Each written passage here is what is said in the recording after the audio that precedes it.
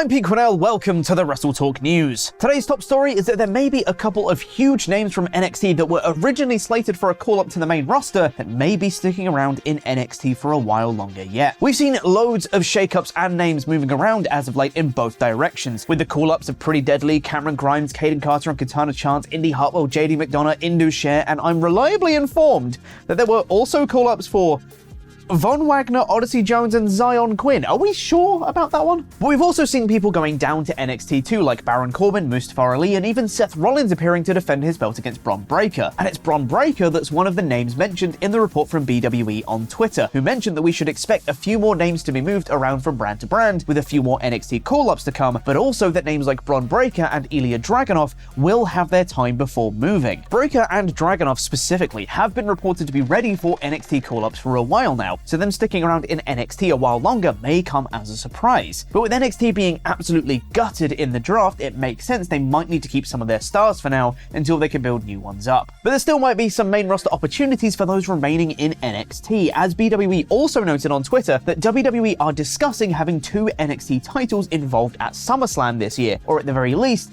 in SummerSlam week, if not on the show itself. I personally quite like this idea. Having a showcase match for NXT at each of the big 4 pay-per-views makes sense to me. Gets over NXT a bit more, not much downside apart from making the shows a bit longer. Now over to AEW, and this Saturday is Collision's debut, meaning there's a lot more weekly programming for TK to worry about booking, but it seems he's got some help to assist with that, as recently he picked up the services of Will Washington to help creatively, among other things, as well as Bryan Danielson taking up more of a creative role. And now there's been another notable signing. Jimmy Jacobs worked in WWE as a creative writer from 2015 to 2017, where he was infamously fired for posting a photo of him alongside Bullet Club during their invasion of Raw. Remember that? Cody was there and everything. In just 6 short years, Cody will be back and losing in the main event of WrestleMania 39. How times change. Jacobs also worked at Impact creatively too, joining the promotion in 2017. But now Fightful Select is reporting that Jacobs has signed with AEW in a creative role with the expansion of Collision. Select reported that Jacobs finished up with Impact and has joined AEW full-time, which seems to be a pretty huge get, because not only does Jacobs have an extensive history in the wrestling business, specifically in creative, but also because he has long and close relationships with a lot of the AEW roster, dating all the way back to his Ring of Honor debut in 2003, 20 years ago, a company he worked for 12 years. And now, before we head over to Ollie, we have a word from this video's sponsor, and also, I'm now going to vacate my chair and give it to Ollie, and then I'm going to come back.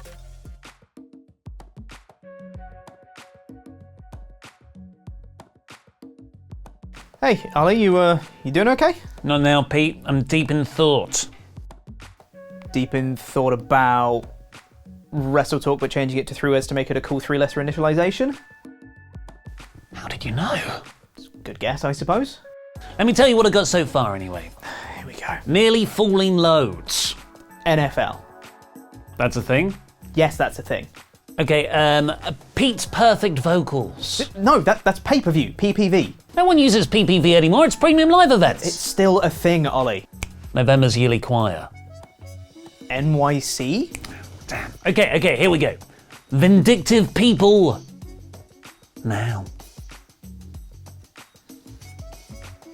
You know, one of these days I'll learn. Surfshark VPN is an online tool that keeps you safe wherever you browse by masking your important information, which means you can check sensitive stuff like your bank account even on public Wi-Fi. Surfshark keeps your location and download history private and encrypted, meaning you can send or receive files securely too, like my ongoing spreadsheet of 3-letter acronyms for the company. But on top of that, Surfshark also allows you access to any of 3,200 servers in over 100 countries, allowing you to fool your phone, laptop, or tablet into thinking you're in a different country, meaning you Americans can still get the old WWE network. I love you, superior search function! If you click the link in the description down below or visit surfshark.deals/WrestleTalk, you can get 83% off plus 3 months for free when you use the code WrestleTalk on checkout. That's surfshark.deals/WrestleTalk and use the promo code WrestleTalk for 83% off and 3 months for free. It's Thursday, you know what that means. Time for my review of AEW Dynamite. In about 5 minutes. The episode opened in the complete opposite way Dynamite usually does. Not with Orange Cassidy, who's defended his title practically every week this year, but instead by a man who barely ever wrestles on TV, Maxwell Jacob Friedman, having a title eliminator match against Adam Cole, Bay. Where unlike WWE, if Cole loses, he won't get a future title shot. Because in WWE, you just end up getting a title shot anyway. What are the rules? What are the rules? Actually very clear in AEW. You beat the champion, you get a title shot. Max and Cole put on a magnificent pay-per-view caliber bout that was excellent from the start. MJF got the better of Cole twice, countering his moves into showboating taunts, but on the third time, Cole got the better of him, nearly hitting a super kick, and Max fell to the ground with absolute terror on his face. It's a great piece of match psychology and character work. That opening sequence telling you everything you need to know about the conflict between these two men, and how beneath Max's cocky, arrogant exterior cowers that scared little boy from high school. The Washington crowd were super into everything, helped by MJF knocking one of their caps off, and Max doing a series of Cole's mentor Shawn Michaels spots. His taunts, tuning up the band, even a flying elbow off the top rope through a table outside, although I would have had Cole hit that move to get him babyface heat. The final few minutes were somehow the best part of the match. Trying to take advantage of a ref bump, MJF threw the championship belt to Cole in an attempt to get DQ'd, but in a brilliant twist on the old Eddie Guerrero spot, the referee fell back down, leaving the babyface now holding the weapon. And because Cole is a smart, slightly heelish face, he used that title to knock Max out. Jungle Boy, meanwhile, would have held the belt like, oh no, but I am a good guy.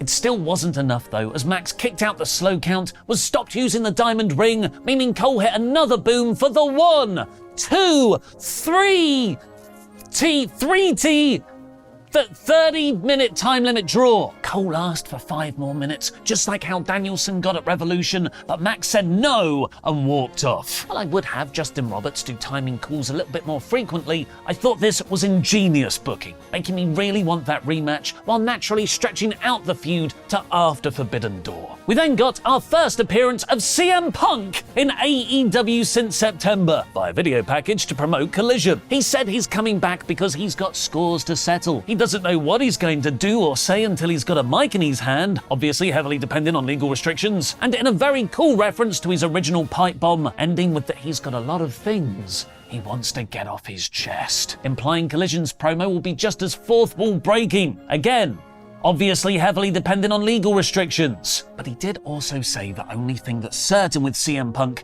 is that nothing is certain. Which means even though Collision is in Chicago, even though he's been announced for the main event, even though he just got a video package right here, we can't officially confirm CM Punk's AEW return until WrestleTalk CM Punk return correspondent has confirmed it himself. Brian Children, has CM Punk returned to AEW? Yes, Tony Khan is making the announcement. Next week in Winnipeg, they're going to be leveling up AEW. And it's about Warner Brothers Discovery's new movie. I don't know how much I can take of this anymore.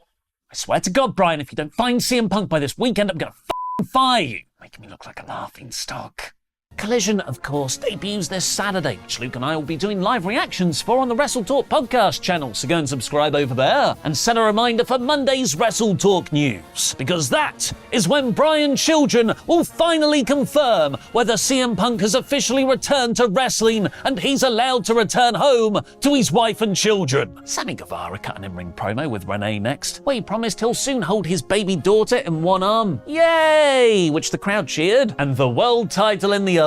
Boo! Which they booed. AEW, do not let wrestling fans being happy for the conception of a child distract you from the fact that Sammy Guevara is not a babyface. Isn't that once uniquely WWE kind of deafness? Darby Allin then came out to say a line that doesn't really make sense with the crowd reactions. These people are starting to love you again, Sammy. Boo! But you can't be a good guy while you're still in the JAS. This brought out Chris Jericho, who tried to make up for a logic hole 3 months long by asking Sami why he never called him to help in the world title feud. He wanted them to reunite the Sex Gods for a tag team match next week. This brought out Sting, providing a very cool moment of him and Jericho being face to face for the first time ever, which is insane. This Legends approach is a much better use of Jericho right now. Just please don't get the Painmaker face paint to go against Sting's. Sonata issued an open challenge to anyone in AEW for his IWGP title. Now's your time, Luther, which was sadly answered by Jungle Boy, who asked his best friend Hook to be in his corner. Jungle Boy actually used the direct words there, best friend, which is wrestling code speak for I'm turning heel on you at the next available opportunity. This led into a terrifically fun 8-man tag of Sting, Darby, Orange Cassidy and Keith Lee versus Mogul affiliates. Cassidy hit an orange punch on Brian Cage, who had Sting's old face paint on, for Sting to get the win. Renee asked the Guns about helping Bullet Club Gold in the main event of last week's show. Unfortunately, they just shrugged it off, which is a shame, as I thought the only way last week's angle would work is if they immediately followed it up with some fun heel promos with Jay and Juice. They'll face the Hardys next week to determine the best brother-based tag team. The Lucha Bros are right there. But what about the best father and son tag team? Arn and Brock Anderson fought off 2.0 as Wardlow beat Jake Hager. After compulsory AEW audio issues, Christian said Wardlow would face Luchasaurus for the TNT title on this Saturday's Collision, with no daddy to protect him, revealing a blooded Arn. Horseshoe Tanahashi challenged MJF for the AEW World title, which Max brilliantly just said no to. He's not going to wrestle some random from a rinky-dink promotion. But the best Forbidden Door build happened when Zack Sabre Jr. challenged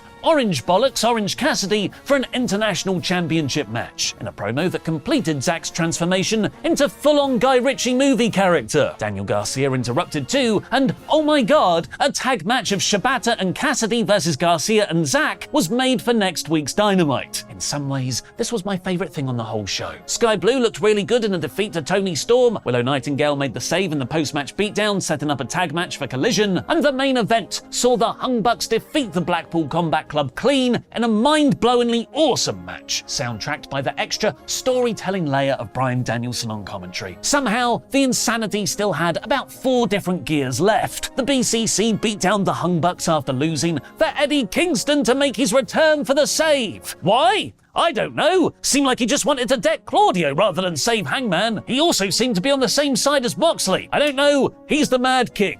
I'm just happy he's back. Then Takeshita appeared to beat up Eddie. Then Kenny Omega appeared to beat up Takeshita. Then out of nowhere, Ospreay took out Omega to stand tall. Holy crap, all of my favorite toys just happened at the same time. It feels like AEW isn't just returning to full strength, but with Collision, a currently uncursed Forbidden Door, and All In on the horizon, has an incredibly exciting future potential too. This week's Dynamite is in the top 5 episodes since I've been doing my rating system, at 94%. Now go watch our latest No Holds Barred episode of us all playing wrestling board games. Here's a clip of Wavelength.